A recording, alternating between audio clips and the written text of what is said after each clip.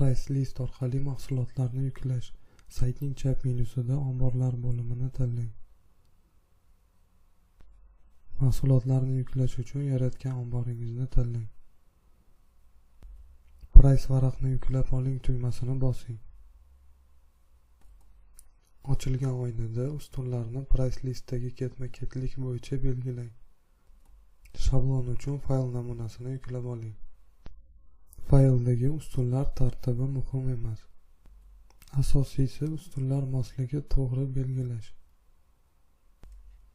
Ushbu faylda ishlab chiqaruvchi A ustunida, artikul B ustunida, detal nomi C ustunida, tavsif D ustunida, tavsifi D ustuniga belgilaymiz.